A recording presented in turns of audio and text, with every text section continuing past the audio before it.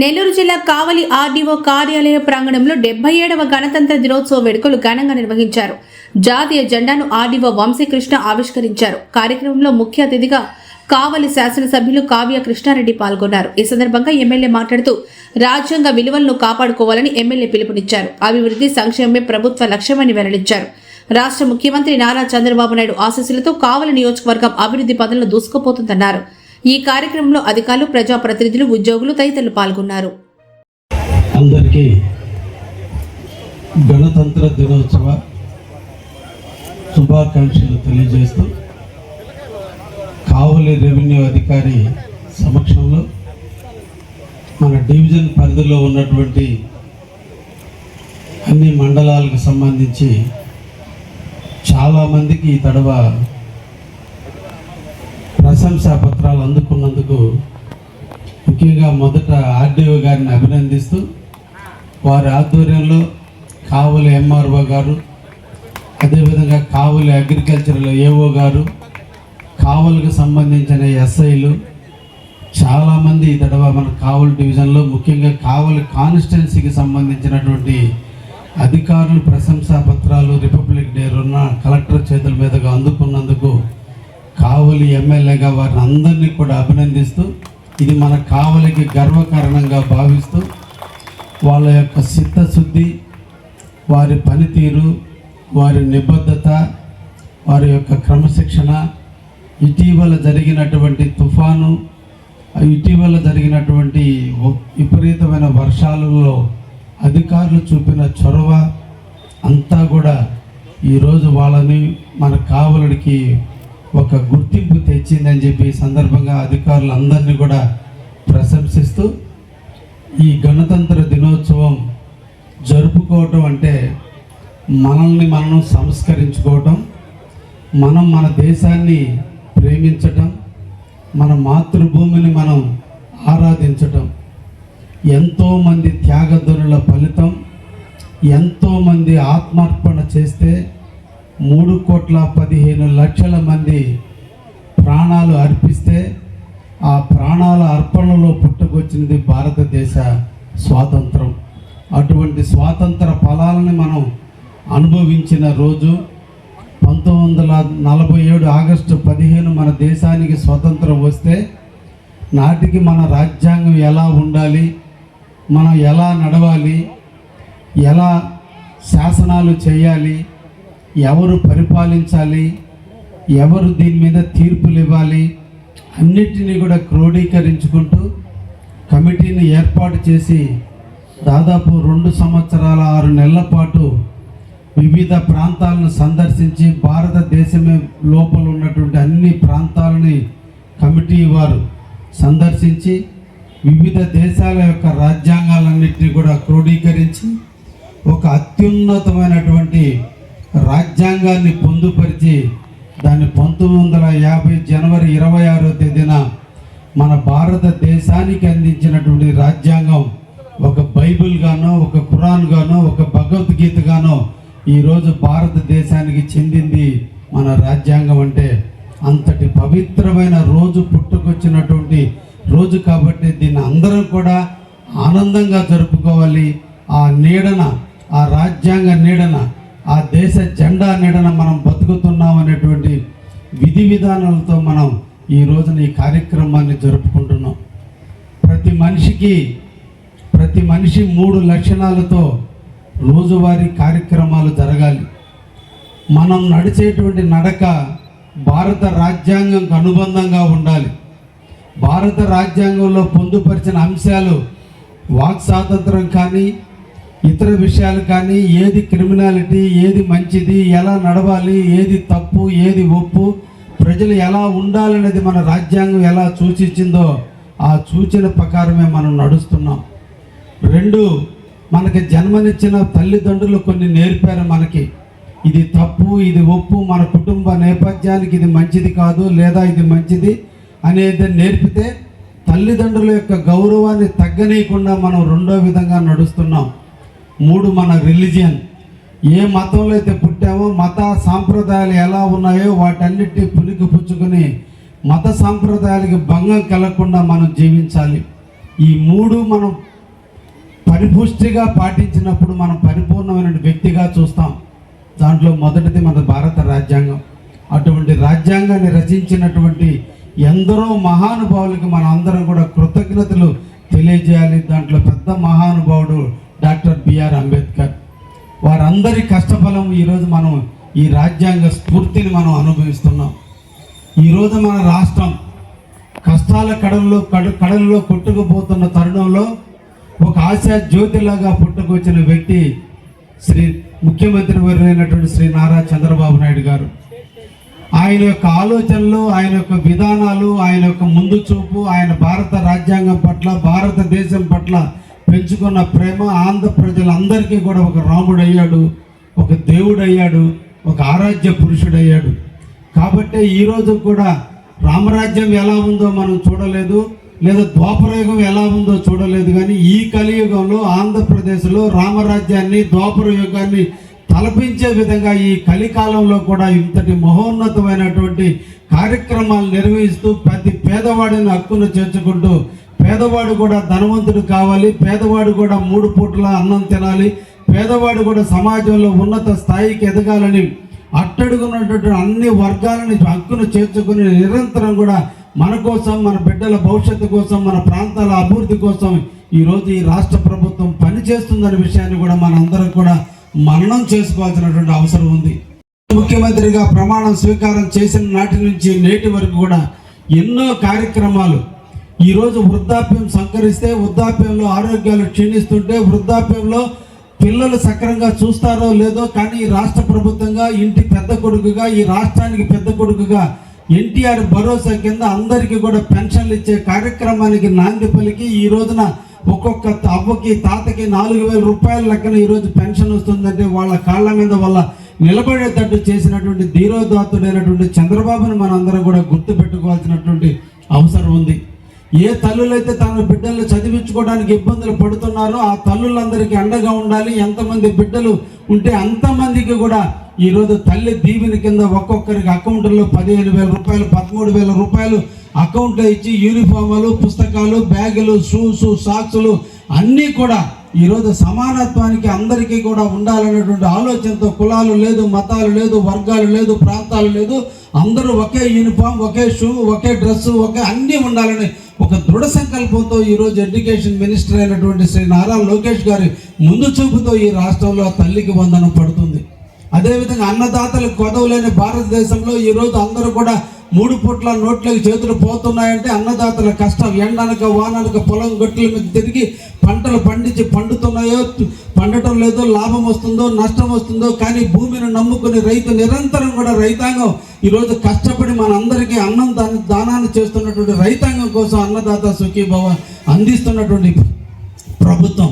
ఇలా 1 కాదు 2 కాదు, రాష్ట్రంలో ఉన్నటువంటి ప్రతి వర్గానికి కూడా చేయూతనిస్తూ ముందుకు పోతున్నటువంటి తరుణంలో ఈరోజు వారి ఆచరణలతో, వారి సూచనలతో, వారి యొక్క సూచనల మేరకు కావలి ఎమ్మెల్యేగా మీ అందరి ఆదరాభిమానాలతో నేను గెలిచిన నాటి నుంచి నేటి వరకు ఈ 18 నెలల కాలంలో అవినీతి రహితమైనటువంటి పరిపాలన అందిస్తూ ఎక్కడ కూడా అవినీతికి తావు లేకుండా నేను కానీ, నా ప్రభుత్వ యంత్రాంగం కానీ, నాతో పాటు ఉన్నటువంటి నాయకత్వం కానీ ఈరోజు నిరంతరం కూడా కావలికి అభివృద్ధి కోసం కృషి చేస్తున్నటువంటి తరుణంలో కావలి మున్సిపాలిటీ ఈ రోజున మన కావలి అనేది అగ్రికల్చర్ కానీ ఇప్పటి వరకు కూడా అగ్రికల్చర్గా ఉన్నటువంటి ప్రాంతం.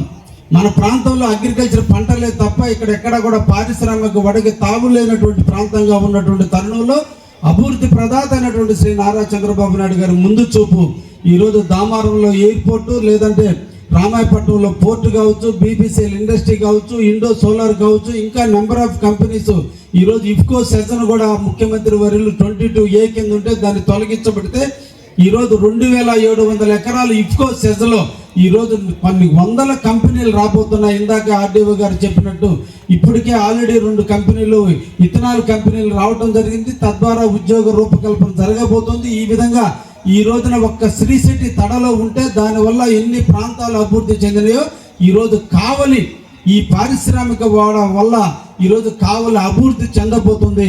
ఇప్పటి వరకు మన ప్రాంతం అగ్రికల్చర్గా ఉంటే ఇక నుంచి ఇది పారిశ్రామికంగా అభివృద్ధి చెందబోతుంది.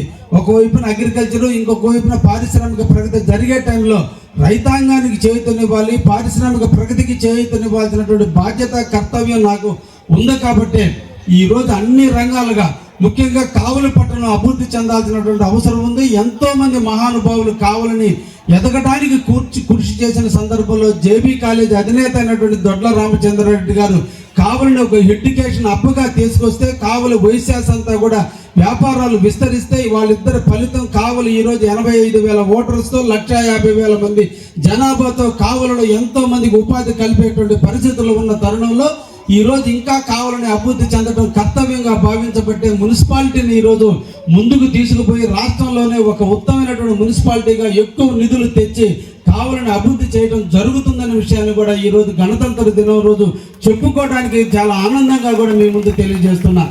ఈరోజు కావలి ట్రంక్ రోడ్డు విస్తరించాలి. 9.4 కిలోమీటర్ల కావలి ట్రంక్ రోడ్డు ముసునూరు దగ్గర ఉన్న బైపాస్తో ప్రారంభమై మద్దురుపాడులో ఉన్న బైపాస్తో కలిసేటువంటి ఈ కావలి ట్రంక్ రోడ్డు రాష్ట్ర చరిత్రలో ఎక్కడా కూడా ఇంత పొడవున్నటువంటి రోడ్డు లేని కావలిని ఈరోజు దాన్ని అభివృద్ధి చేసే దాంట్లో భాగంగా భాష్యం స్కూల్ దగ్గర నుంచి మద్దురుపాడు వరకు 22 కోట్ల రూపాయలతో ఈరోజు 4 లైన్స్ వేయించాం. ఈరోజు సెంట్రల్ లైట్ వేయించాం. ఎక్కడ కూడా ప్రజలకు అసౌకర్యం కాకుండా ఆ రోడ్డును పూర్తి చేయడం జరిగింది. తొందరలోనే దాని జాతికి అంకితం కూడా చేయబోతున్నాం అనే విషయాన్ని కూడా మీ అందరికి కూడా గర్వంగా కూడా తెలియజేస్తున్నాను అనే విషయాన్ని కూడా మీకు తెలియజేస్తున్నా.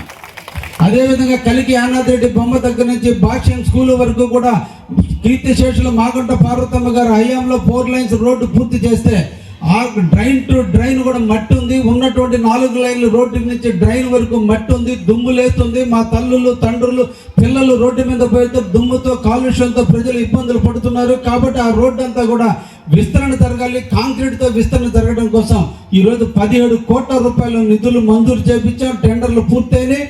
ఇప్పుడు ఆ వర్క్ కూడా 4-5 రోజుల్లోనే బిగిన్ చేసి ఏ విధంగా అయితే భాష్యం స్కూల్ నుంచి మద్దురుపాడు దాకా ఎలా అయితే రోడ్డు వేయటం జరిగిందో దీన్ని కూడా పూర్తి చేసి కలికి యానాద్రెడ్డి బొమ్మ దగ్గర నుంచి భాష్యం స్కూల్ వరకు, అదేవిధంగా బ్రిడ్జి నుంచి మున్సిపాలిటీ ప్లాట్ల వరకు కూడా ఈరోజు రోడ్డును విస్తరణ చేసి ఎక్కడ కూడా కావలి టౌన్లో ఏ ఒక్క ప్రజానికానికి దుమ్ము తగలకుండా ఉండే విధంగా తీర్చిదిద్దడం జరుగుతుందనే విషయాన్ని కూడా మీ అందరికీ కూడా తెలియజేస్తున్నా. ముఖ్యమంత్రి వర్యులు కావలి మీద ఉన్నటువంటి ఎనలేని ప్రేమ, కావలిని అభివృద్ధి చేయాలనే ఆలోచన, ఈ పారిశ్రామిక ఒక ప్రగతి జరిగే టైంలో ఎంతో మంది కావలిలో నివాసం ఏర్పరచుకోబోతున్నారు. వాళ్ళందరికీ విద్యా సౌకర్యాలు, వైద్య సౌకర్యాలు, ట్రాన్స్పోర్ట్ సౌకర్యాలు కల్పించాలి.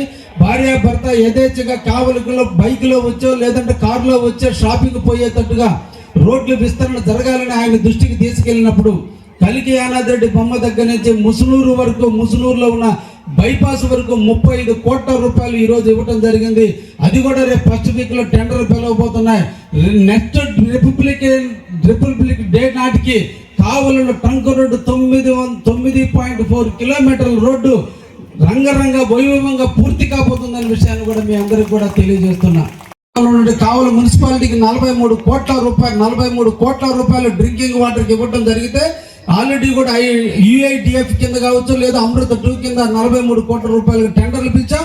మా అందరి ఉద్దేశం ఒకటే, కావలిలో ఉన్న ప్రతి బడుగు బలహీన వర్గాల ఇళ్ళకి ఉచితంగా ట్యాపులు ఇచ్చి ఏ తల్లి ఏ చెల్లి కూడా బిందెలతో రోడ్డు మీదకి రాకుండా నీళ్ళని ఇళ్లలోనే తీసుకునే విధంగా ట్యాపులు బిగించేదానికి శ్రీకారం చుట్టామనే విషయాన్ని కూడా ఈ సందర్భంగా మీకు తెలియజేస్తున్నా. కావలిలో ఉన్నటువంటి డ్రైనేజ్ వ్యవస్థ అస్తవ్యస్తంగా ఉంటే డ్రైనేజీలన్నిటి కూడా కొత్తగా మార్చాలి. కాబట్టి అన్ని ప్రాంతాలు ఎక్స్టెండ్ జరిగినాయి. ఎక్స్టెండ్ అయినటువంటి ప్రాంతాలన్నిటి కూడా డ్రైనేజ్ రూపకల్పన కోసం ఈ రోజున సర్వే జరుగుతుంది. 83 కోట్ల రూపాయలు అతి తొందరలోనే టెండర్లు పిలిచి కావలిలో డ్రైనేజ్ అనేది లేకుండా, ఎక్కడ కూడా డ్రైనేజ్ లేని రోడ్డు అంటూ లేకుండా చేయడం కోసం ఈరోజు మేము నాంది పలికామనేటువంటి విషయాన్ని కూడా మీకు తెలియజేస్తూ, కావలి టౌన్లో ఉన్నటువంటి మొత్తం వివిధ ప్రాంతాలు ఎక్స్టెండ్ అయినటువంటి ప్రాంతాలన్నింటిలో కూడా ఈరోజు సిమెంట్ రోడ్ల కోసం దాదాపు 38 కోట్లు మంజూరయ్యాయి. ఇప్పటికే 8-9 కోట్లతో వర్కులు జరిగాయి. ఇంకా కూడా మిగతా వాటిని టెండర్ కూడా పిలవడం జరుగుతుంది. ఈ విధంగా ఒక్క కావలి పట్టణానికి 100 కోట్ల రూపాయలు వెచ్చించి కావలిని సుందరంగా తీర్చిదిద్దేదానికి నాంది పలకడం జరిగిందని కూడా మీ అందరికి కూడా తెలియజేస్తున్నా. కావలిలో వాకర్స్ అందరూ కూడా ఈ రోజున సరైనటువంటి వాకింగ్ ప్లేస్ లేక వాళ్ళు సేద తీరేదానికి బల్లలు లేక చాలా మంది ఇబ్బందులు పడుతుంటే మందాడి చెరువు మీద ఈ రోజున వాకింగ్ ట్రాక్ని కూడా ఏర్పాటు చేయడం జరిగింది. ఆ వాకింగ్ ట్రాక్ సుందరంగా ఉండటం కొరకు ఓపెన్ జిమ్ కూడా అక్కడే ఏర్పాటు చేస్తున్నాం. పిల్లలు కూడా ప్లే గ్రౌండ్ కూడా అక్కడే ఏర్పాటు చేస్తున్నాం. అంటే తల్లులు పిల్లల్ని తీసుకొచ్చి వాకింగ్ చేసే టైంలో పిల్లల్ని అక్కడ వదిలిపెట్టి వెళ్ళినా కూడా పిల్లలు ప్లే గ్రౌండ్లో ఆడుకునేటట్టుగా, జిమ్ చేసుకునేటట్టుగా అక్కడ టీ క్యాంటీన్ ఒకటి ఏర్పాటు చేసే విధంగా ఈ రోజున ఏర్పాటు చేస్తున్నాం. అదేవిధంగా మనందరికీ ఆరాధ్య దైవం, మన భాషకు ప్రకృతికి పులకించినటువంటి తల్లి అయినటువంటి మా తెలుగు తల్లి విగ్రహాన్ని మందాడి చెరువులో 30 అడుగుల ఎత్తులో ఒక దాత యొక్క కృషితో అతి తొందరలో దాన్ని ఏర్పాటు చేయబోతున్నాం. ఆ మా తల్లి దగ్గర 2 పక్కల 75 మీటర్లు అటు 75 మీటర్లు ఇటు లేజర్ షో కూడా ఏర్పాటు చేయబోతున్నా.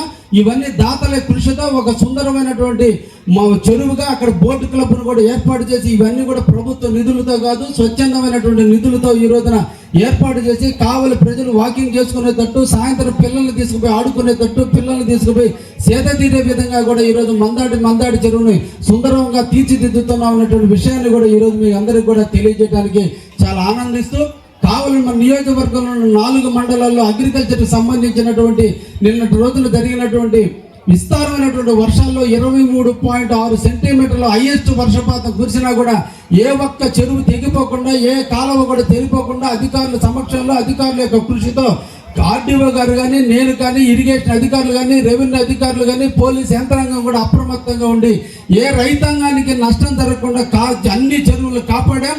ఎక్కడైతే చిన్న డ్యామేజ్లు జరిగినాయో వాటన్నిటి కూడా గౌరవ కలెక్టర్ గారు కావలి నియోజకవర్గానికి హైయెస్ట్గా 34 కోట్ల రూపాయలు ఎఫ్డిఆర్ కింద నిధులు ఇవ్వడం జరిగింది. ఈ ఎఫ్డిఆర్ నిధులతో అతి తొందరలోనే ఎక్కడైతే బ్రీచ్ అయినా, ఎక్కడైతే డ్యామేజ్ ఉన్నాయో వాటన్నిటి కూడా నిధులు ఖర్చు పెట్టి రాబోయే కాలంలో రైతాంగానికి ఎటువంటి నష్టం జరగకుండా కూడా చూసేదానికి మేము బాధ్యత తీసుకున్నామని కూడా ఈ సందర్భంగా తెలియజేస్తున్నాం. ఈరోజు సోమశిల డ్యామ్ వల్ల హైయెస్ట్ పంటలు పండేటువంటి నియోజకవర్గం అంటూ ఏదన్నా ఉందంటే అది కావలి నియోజకవర్గం. అటువంటి కావలి నియోజకవర్గంలో రైతాంగం రేపు సీఎంఆర్ కింద ఒడ్లు కొనేదానికి నేను కానీ, కలెక్టర్ కానీ, ఆర్డీఓ గారు కానీ, ఇరిగేషన్ అధికారులు కానీ, అగ్రికల్చర్ అధికారులు అందరూ కూడా ఇప్పటికే సమాయత్తం అవ్వడం జరుగుతుంది. ఏ ఒక్క రైతు కూడా తక్కువ ధరకు డాలర్లకు అమ్ముకునే పంటలు పండిస్తే మాకు గిట్టుబాటు ధర లేదు అనే బాధ లేకుండా ఎప్పటికప్పుడు మేము ఫాలోఅప్ చేస్తున్న విషయాన్ని కూడా మీ అందరికీ కూడా తెలియజేస్తున్నా. యూరియా కొలత లేకుండా ఈరోజు రైతాంగానికి ఎప్పటికప్పుడు యూరియా సప్లై చేసేటట్టుగా రోజువారీగా మానిటరింగ్ చేసుకుని ఏ ఒక్క రైతు యూరియా లేదని బాధపడకుండా కూడా ఎప్పటికప్పుడు ఫాలోఅప్ చేస్తున్నాం.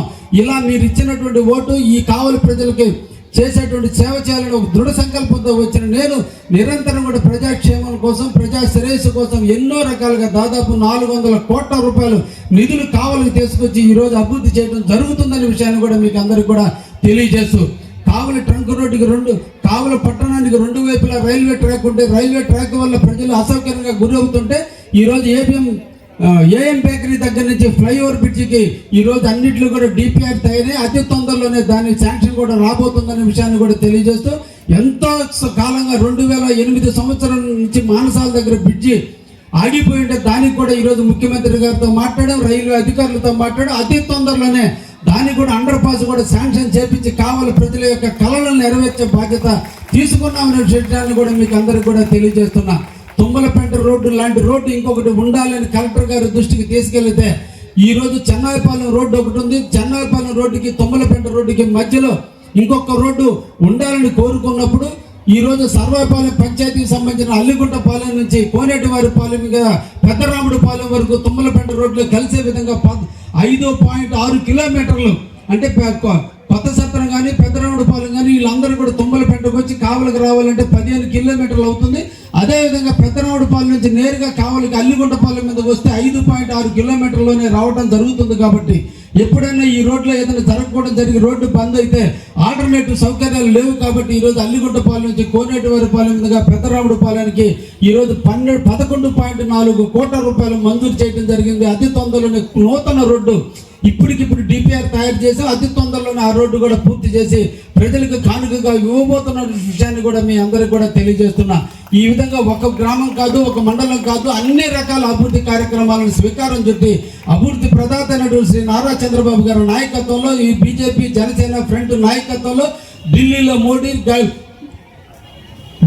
మోడీ, ఆంధ్రాలో చంద్రబాబు నాయకత్వంలో పవన్ కళ్యాణ్ గారి స్పీడ్తో ఈరోజు యువ నాయకుడు అయినటువంటి నారా లోకేష్ బాబు గారి డైనమికిజంతో ఈరోజు ఆంధ్రప్రదేశ్ ముందుకు పోతుందని, రాబోయే కాలంలో మనందరి బిడ్డలకి ఉపాధి కల్పనలో ఉద్యోగాలు రాబోతున్నాయనే విషయాన్ని కూడా మీకు అందరికి కూడా తెలియజేస్తూ, బ్రహ్మం గారు చెప్పినప్పుడు కాలజ్ఞానంలో ఏ మాట అయితే చెప్పాడో అదే మాట తొందరలో నెరవేరబోతున్నటువంటి ఈ కనకపట్నంలో కావాలని కాపు కాసుకునే దాంట్లో నిరంతరం కూడా మేమందరం కూడా పనిచేస్తామని సందర్భంగా తెలియజేస్తూ, మీ అందరికీ కూడా మరొకసారి గణతంత్ర దినోత్సవ శుభాకాంక్షలు తెలియజేస్తున్నా. Thank you very much.